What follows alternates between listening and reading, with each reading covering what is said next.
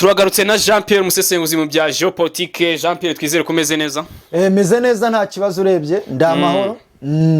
Abadukurikiye namwe twizera ko muri amahoro aho muri hose.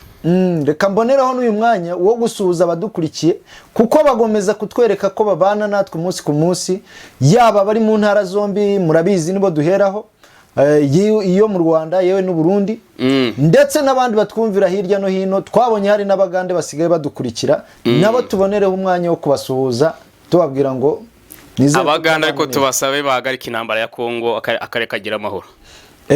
Ubwo basigaye batwumva urumva biramahire ko bazatugereza ubutumwa kuri Perezida Museveni. Nkuko bisanzwe rero twapudetinge noneho uko gushondana kumeze kuri tere. Ni ukuvuga ngo imirwano noneho irakomeje. Murabizi ko mu gihe cyashize hari ukuntu M23 yagendaga ihabwa uduce ikadufata ku buryo bworoshye, ariko ubu ngubu ibintu byarahindutse. Nyuma yaho mbabwiriye ko bari gutegura FARDC iri gutegura le contre-offensive yo kwisubiza uduce twose M23 yari yaragiye ifata. Ni ukuvuga ngo SADC ku gice cyayo yarabanjije itanga imyitozo. Muri kiriya gihe cyose twabonaga urugamba rutari en place nk'ubu ngubu, SADC yari yafashe umwanya iri gutanga imyitozo kuko imyitozo yari iri mu kintu gikenewe cyane ku ngabo za FARDC, ko wabonaga ko bakunze guta urugamba, bakunze kuba batakoresha ibikoresho bahawe, mu gihe leta ya Kinshasa yo nta kuntu itari yagize ngo itange intwaro zijyanye n'igihe n'ibikoresho byose byatuma batsinda urugamba. Rero SADC nyuma yo gusuzuma ikabona ko igice cy'imyitozo bakiri hasi, yo yatanze imyitozo kuko igihe bafataga turiya duce, uwari ukuriye ingabo za SADC Goma yatangaje ko ari gutanga imyitozo kuri FARDC. Ari byo navugaga nti reka dutegereze rezitare y'iyo myitozo, kuko iyo umuntu avuye mu myitozo hari ukuntu aba yagarutse yisumbuyeho, yakoze ikintu bita upgrade, hari level yindi yagiyeho. Ubwo SADC igice cyayo cy'imyitozo cyagenze neza cyane kuko biri kugaragarira kuri front line. Noneho wareba kuri kote ya Wazalendo murabizi ko buri gihe ibigomba kubanza kugenda gutesha umutwara ya UPDF kugira ngo ni nka muvumbuzi, ni nko kuvumbura ahantu UPDF iri, ko habanze Wazalendo. Rero Wazalendo nayo akazi kayo yagakoze cyane. Noneho FARDC mu ntwaro ziremereye muri iki gitondo guhera saa 9 z'urukerera bari bambikanye, bari bageze hariya neza. Urumva M23 nubwo yari yaratubwiye ko idashaka umujyi wa Sake, mu mishi isize yose igerageza gutera, ariko igasanga urukuta rurakomeye cyane, yaba FARDC yaba yewe na SADC hari urukuta rukomeye cyane ntago wameneramo.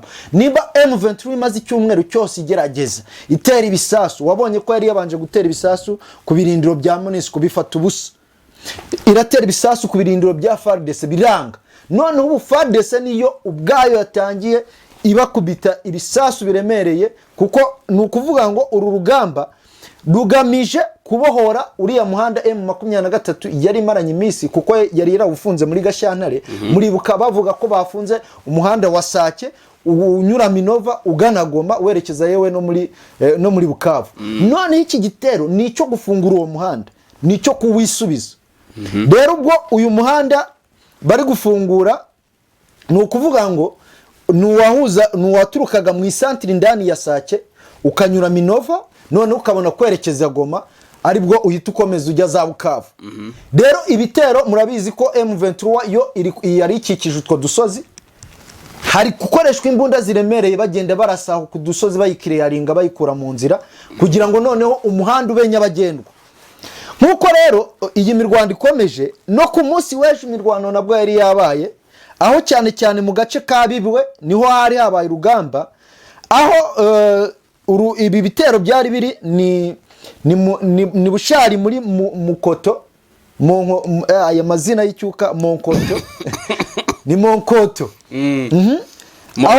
Mukoto aho M23 byari byasize yafasha agace ka Nyange, kari kegereye hafi y'iyi centre ya Shasha ugana Minova mu birometero 10 uva Sake.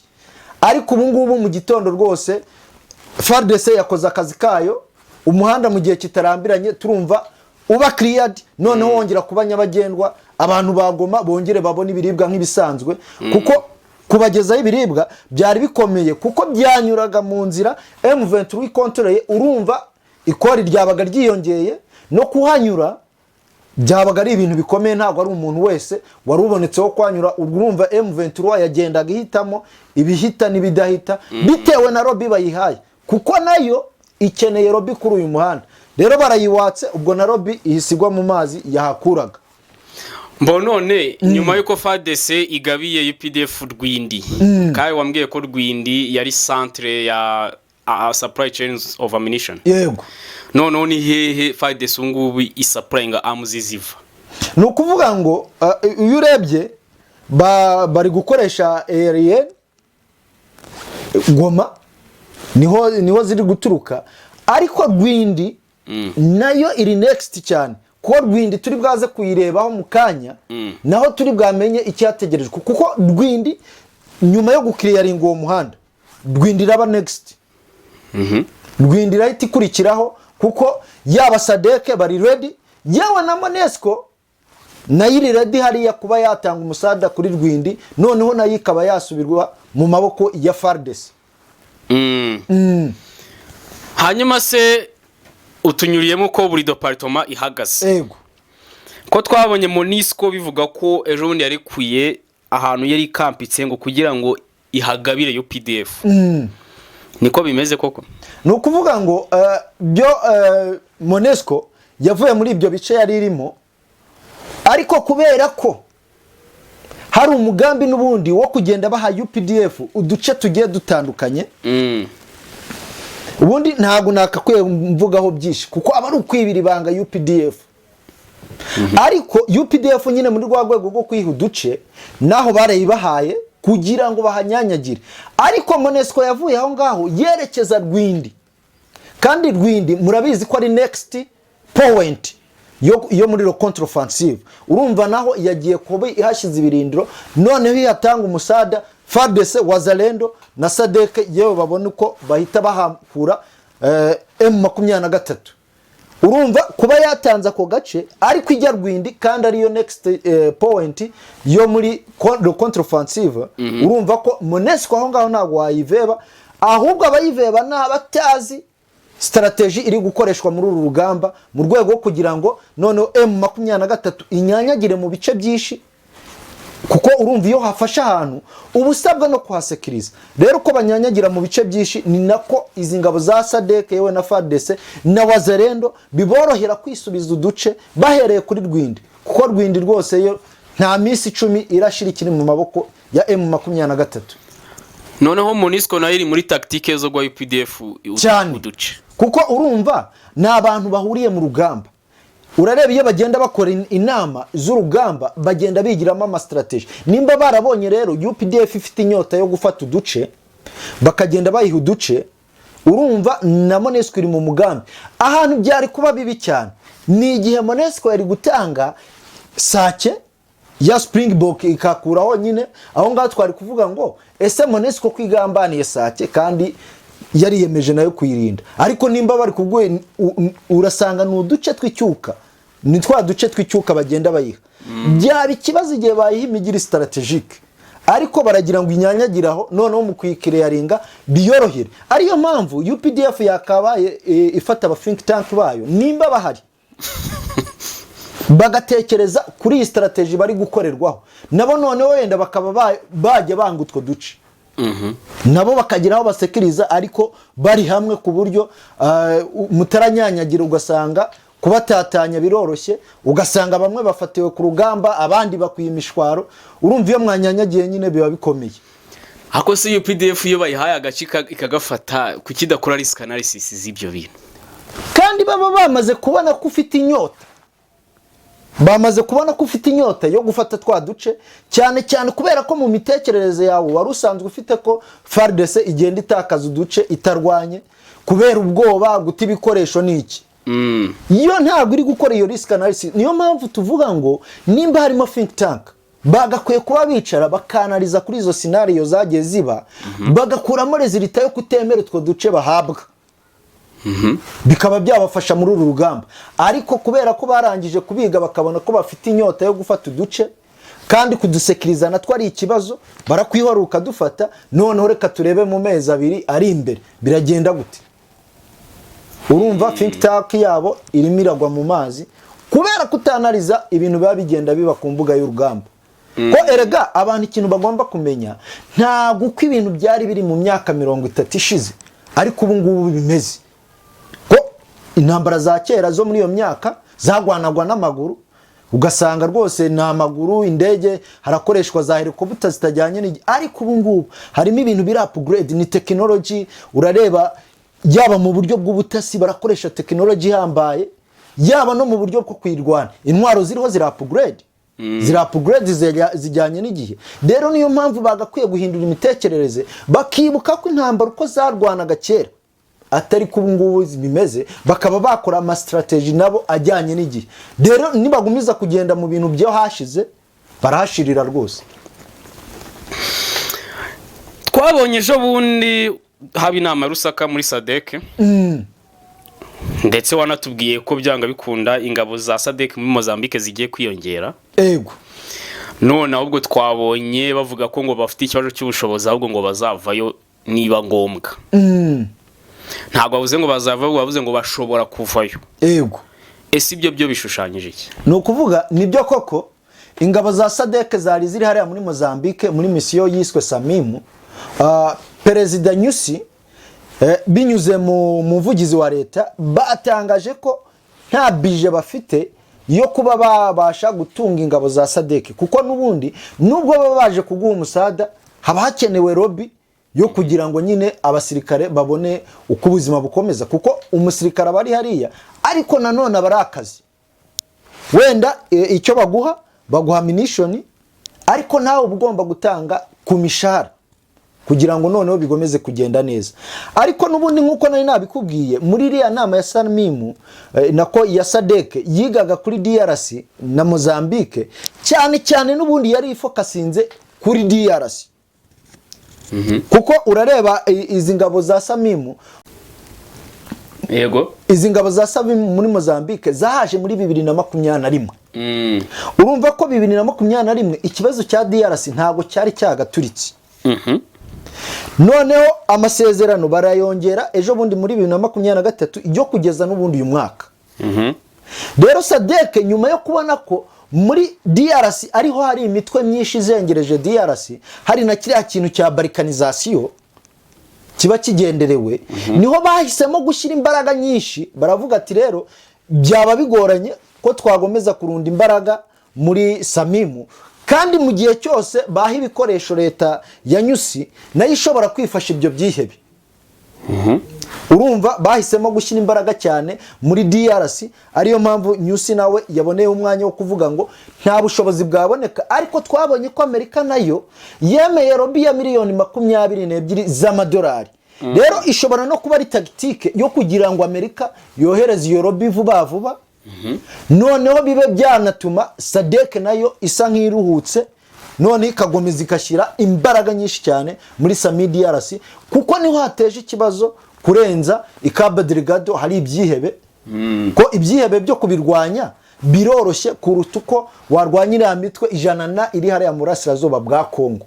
Urumva aho ngaho niyo mpamvu ubona batangaje gutyo. Ariko nanone turabizi ko hari igihe bavuga ko zihavuye ariko zikaba zakomeza. Nimba zari zihamaze imyaka 3, urumva izo ngabo n'ubundi zari zikenewe, kandi n'ubundi ikibazo cy'umutekano muke kirakomeje bitewe n'ibyo leta y'Ubufaransa ubwayo yatangaje. Ubwo urumva reka turebe nimba koko zirahava muri Nyakanga nkuko byatangajwe. Ko n'ubundi urumva bo bari bahamaze igihe, ntabwo ari nka EAC yamaze umwaka umwe muri Kongo. Urumva bo bari bahamaze imyaka 3. Kandi na nubu si bari bagenda. Igihe diplomasi yo kubona lobby yagomeza kugenda neza, zirashobora no kuhaguma zikaba zakongererwa igihe. Kuri Rwanda Burundi TV na Ndeberayo TV mureke dushimira abaturage ba Senegal babonye ko urubyiruko ari rwo rubereye kuyobora danse ya kiriya gihugu. N'ibindi bihugu bya Afrika byakaye bireberaho cyane rwose, bakamenya ko urubyiruko rugezweho muri iyi minsi ari bo bantu bari strategique cyane rwose, ko abasaza batagishoboye politique cyane, kuko hari ibintu byinshi byagiye bihinduka. ubundi Diomaye Faye ni muntu ki umusanzwe ubundi Faye yari umuntu utazwi cyane muri politike yaba ya Senegal yewe yaba ni Afrika muri rusange ariko ni umusore wavukiye mu cyaro cya Senegal uzi ibibazo by'abanyasenegal buriya ushobora gufata nk'umunyasenegal wiberaga mu France Paris ukamumanura kaza kwa perezida icyo gihe urumva bazi ibibazo by'abanyasenegal rero Faye yari umwe mu bantu bavukiye muri ibyo byaro bya Senegal ariko akaba yari afite n'impamyabushobozi ya kaminuza impamyabumenyi ya kaminuza y'ibijyanye n'imiyoborere ibintu bya governance urumva umuntu yarusanzwe ari muri ibyo bintu bya governance none akaba ari n'inzobere mu bijyanye n'imisoro none kugira ngo rero abageze kuri stage byagizwemo uruhare na Ousmane Sonko kuko niwe wari urembeje leta ya Macky Sall ni nawe wari popira hariya n'abantu benshi bari bazi ko ari ugomba gusimbura Macky Sall ariko urabizi ko abantu n'ubundi baba bashaka kugumana ubutegetsi urareba ko Macky Sall nawe yari yazamuye akayihayiwe ko kugumana ubutegetsi yakoze iki yagerageje gushaka ibyaha bata muri yombi Sonko bamukurikirana mu butabera rero uko itegeko ryaho rigena iyo ukurikiranwa n'ubutabera ntago washobora kwiyamamariza kuba perezida wa repubulika rero Sonko nk'umuntu wakoranye n'uyu musore yaba mu kigo cy'imisoro gishinzwe imisoro hariya muri Senegal kuko barakoranye yewe banashinga ikigo cyari gishinzwe kurwanya ruswa muri Senegal bamaze kureba ibibera aho mu kigo bakoreragamo kijyanye n'imisoro urumva n'abagabo bari basanzwe baziranye noneho baranafunganywe muri iyo minsi igihe Macky Sall yafungaga Sonko banaturukaga yewe no mu ishyaka rimwe noneho rero Sonko nyuma yo kubona ko atemerewe kwiyamamaza yahisemo uyu musore reka mwite umusore kuko ni umugabo w'abagore babiri kuko muri Senegal murabizi ni community y'abayisilamu gushaka abagore barenze umwe bo si ikibazo ni umugabo w'abagore babiri ubu habonetse Senegal ifite ba first lady babiri rwose tubasuhuze cyane abantu bari muri Senegal ni ukuvuga ngo rero yahisemo uyu mupapa nk'umuntu bari basanzwe bari kumwe mu ishyaka bakoranye mu kigo cy'umusoro yewe banafunganywe urumva bari bafitanye ubushuti cyane bwa hafi aho Sonko yivugiye ati Faye ni Sonko yewe na Sonko ni Faye ko urumva babashije kubana igihe kinini ko urumva no mu byo yiyemeje harimo guca ruswa nk'ikintu bakoze n'ubundi bagihari noneho uyu mugabo ni amahirwe noneho kurushaho kuri Senegal kuko urabona aracyafite amaraso y'urubyiruko imyaka 44 niwe mu perezida mutoya utowe muri Afrika abandi wenda ashobora kuba yaragiye hari mutari ko akoze kudeta ariko niwe mutoya utowe n'abaturage muri universal suffrage mu matora rusange afunguye rwose none iki kwereka ko Senegal haba hari competition igaragara yagize amajwi 53.7% ntabwo byamusabye kugira akayabo aho hantu byerekana ko abantu rwose bahanganye atari bya bindi byo gusanga umuntu mwakina abandi ari icyuka ese ubundi uriya muntu urabona azabasha kwescapinga bya bita ngo ni amasefa azabasha kwigaranzura mere nka Batiyani na Batraore cyangwa aje ari pro France full no kuvuga ngo ukurikije speech yatanze ubwo yaramaze nyene kwemezwa yavuze ko ikintu cya mbere azihutira ari ukuvugurura amasezerano y'ibijyanye na gazi ubwo aho ngaho mu Faransa bari kumviramo kwihutira kwitabeshapa iri sefa rishingiye ku mayero yewe ubu Faransa ubona ariho bo babushize ingufu mu gukontroresha biriya bihugu bya West ubwo ndavuga West Africa iryo faranga rwose yavuze ko bazashyiramo imbaraga mu kuryeshapa hakaba hakoreshwa uri Senegal cyangwa bakakoresha ifaranga bya biriya bihugu byo bizishiriraho noneho hari no kuvugurura amasezerano ya gisirikare y'ibijyanye na gisirikare. Ubwo nanone umufaransa ahita yumviramo. Urumva wenda lobby y'umufaransa ntiyaburamo kuko nawe yarageramiwe muri biriya bice, ariko ntago ari furu neza ko urebye Sonko n'ubundi yompozaga ibintu Macky Sall akora, kuko Macky Sall nawe ku bwa Sonko ntiyamurenganya kuko nawe yarazi ko ari umwagenti hariya w'abafaransa, atari uko n'ubundi yanze abanyasenegal, ariko kugira ngo nawe agomeze arengera umugati we aragenda akora ibyo abafaransa bashyira mu ngiro. Rero kuvuga ngo arahita yitwara nka bakiyani byo ntago byahita bigenda gutyo samplusa, kuko we n'ubundi yatowe ari umusivile. Bakiyani burareba n'igisirikare, abatiya n'ubundi bagomba kuva mu nzira. Ntabwo dukeneye abasirikare rwose, twarabyamaganye. Ntabwo dukeneye abasirikare muri kuko bituma hagenderwa ku gitugu n'ubundi, kuko umusirikare aba yaramenyeye order, abagenda atanga ama order. Rero haba hakenewe ko nabo bagatanze ubutegetsi bukajya mu maboko y'abasivile. Urareba ko muri kiriya gice bahise babigenza gutyo, abasivile bagafata ubutegetsi. Uyu mugabo rwose watowe muri Senegal, iyo umwumvishe afite ibitekerezo bya panafricanism byo kuba abantu bahuza, none bakaba bamenya gukoresha umutungo wa Afrika neza. Nka buriya Traoré yasuye muri kamilitera akareka abantu bakishyiraho president cyane rwose, byaba ari byiza cyane. Harango bagoyita abantu, ariko ibyo nanone ibyo bisaba abaturage bo muri ibyo bihugu guhaguruka bakabiharanira. Ntibahite nyine babingaruzwa mu yeta ku kanya ngo bakomera amashyi. Uwo muntu arahiritse nawe akoresheje igitugu afata ubwo butegetsi.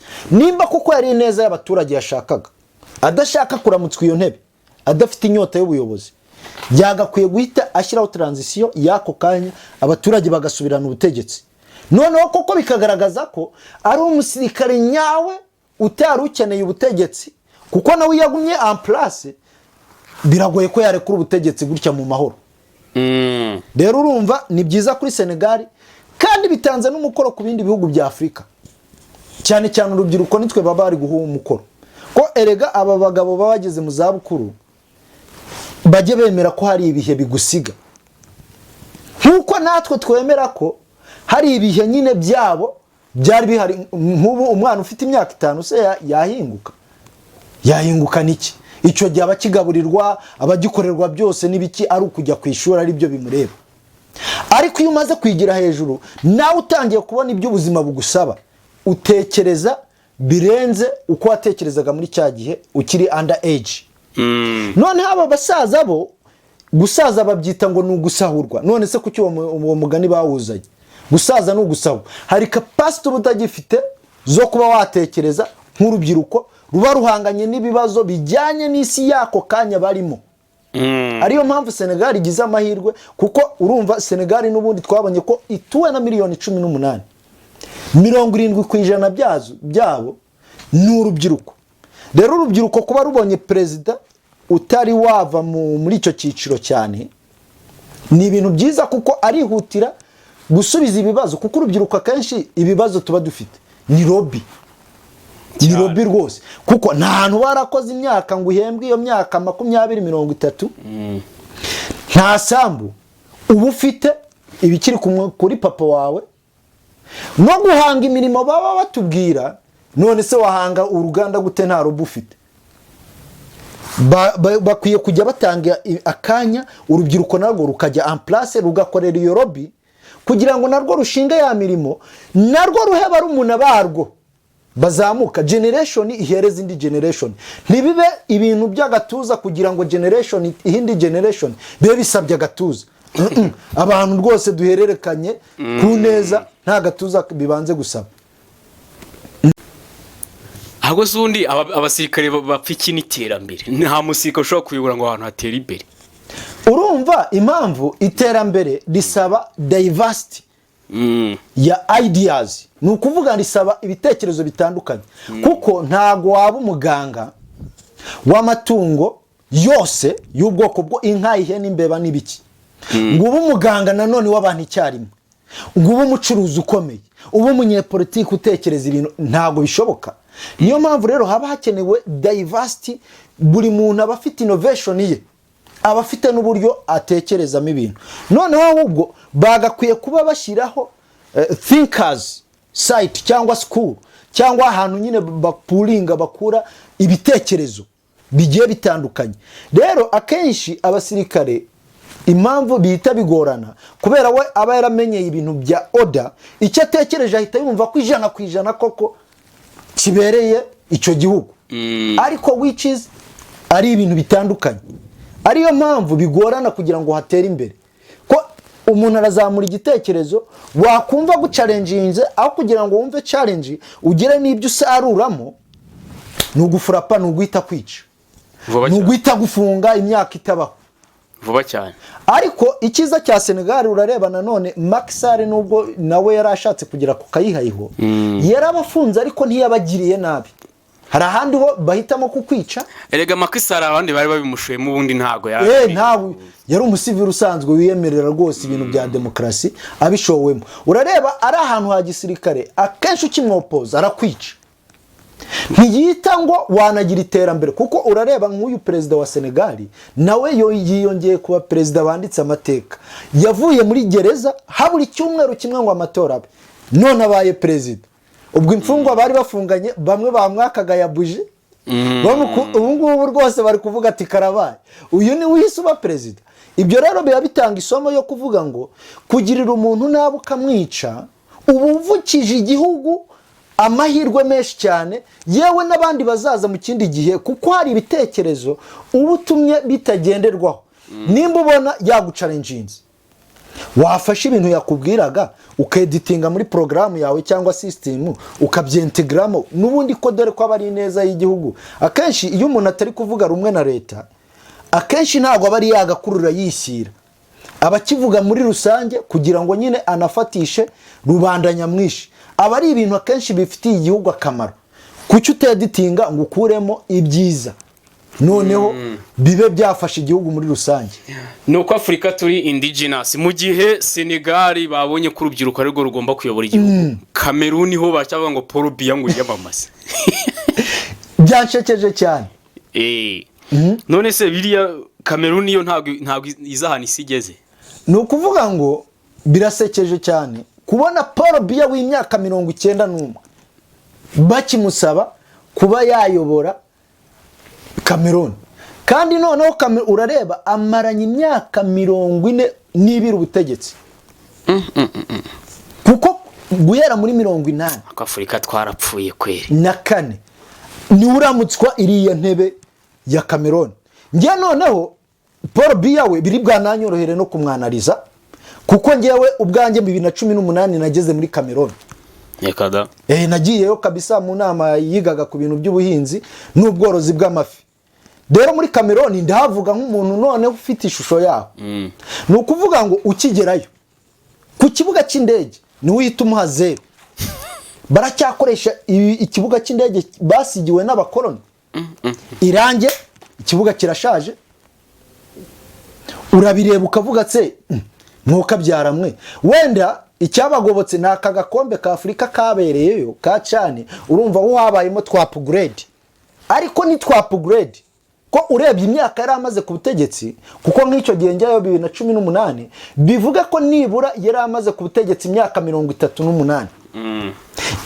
Imyaka 38, ikibuga cy'indege kikiriho irange ry'abakoloni. Imihanda wabonaga ko rwose bakiri sous-develope ku mihanda, bakiri hasi cyane, barutwa na Kampala ku mihanda. Noneho wareba uburyo umujyi umeze urajagaraye cyane. Noneho wajya kuri security narikanze, hari nk'agace twagezemo nsanga baracyakoresha bya bintu by'ibigunguru by'umutuku kuri barriere, hariho umusirikare utambaye uniform zuzuye ngo ucyambaye ibikweto by'ibisupress na uniform n'ibibunda. Je narageze mbanza kugira ngo tugeze mu gice cy'inyeshyamba, naho mbwirwa ko ari mu gice cya leta, ari umusirikare wa leta. Nyine urabona ko baracyateye inyuma cyane. Noneho hakaba ikibazo gikomeye cyane. None burya UPDF hari abantu irusha kwakora neza. UPDF hari abantu irusha rwose. Cyane cyane nk'abo bantu bo muri West baba baranze kuvaho, ubusanga nta terambere rindi rihari. Noneho wareba urubyiruko rwaho naho ruracyashumereye, abantu baracyafite ibibazo. Ukavuga se Paul Biya abamariye iki kuba bagikomeje gutya. Noneho akaba ikibazo gikomeye buriya nubwo batagira ibintu biri tribale, ariko hari ikibazo gikomeye hagati y'aba francophone n'abanglophone. Ko urareba igice kinini kivuga France muri Cameroon, ubwo n'aba francophone, ariko hari ikindi gice gito kivuga anglophone gisa nk'icyahejejwe inyuma, kiba giharanira noneho ko nacyo cyabona ubutegetsi bakazana izindi innovation, bahora bahanganye cyane. Kuba abaturage bavuga ngo bari gusaba Paul Biya, urumva nakagwi k'abantu bakeya bagaragaye Yaounde basaba ko yakongera kuyobora, ngo kubera ko hakiri umutekano.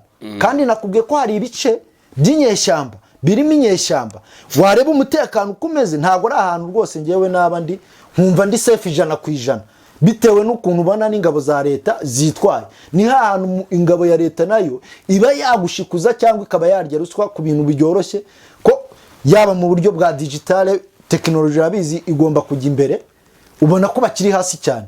Rero kuri nge Paul Biya, abanyakameroni bakabaye bigira isomo kuri Senegal, bakavuga ati Paul Biya, imyaka twakwihanganiye turagusezereye, ihangane. Kuko icyo gihe rega iyo tekinike yo kuvuga ngo abaturage baramushaka ni tekinike ikunzwe gukoreshwa n'abanyagitugu n'ubundi. Kuko ubusanga abavuga ngo baramushaka ni ba bantu bakirya kuri utwo tuvungukira badashaka gutakaza imyanya. Abantu bibafite ikibazo kindi. Kuko abakora analize akavuga ati niharamuka haje undi muntu mushyashya arahita akora restructuring, arahita ahindura ibintu, usanga tubuze umugati. Ariyo mpamvu bahitamo kuvuga ati Paul Biya dore n'ubundi yashaje, reka tugomeze turya abaturage, kuko ruswa barayakira ku kibuga cy'indege 100%. Rwose akushyira hirya akakubwira ati pesa za muri faranga aho ngaho. Ubukene buri Cameroon n'ubukene buri Bugande nibo wabwitera, gufata umuntu umwe w'umusaza umaze ibyihe bakavuga ngo ni ushoboye wenyine, kandi uwo musaza waba bizi ko adashoboye, kuko abamaze icyo gihe cyose nta bintu bigaragara byinshi yahinduye.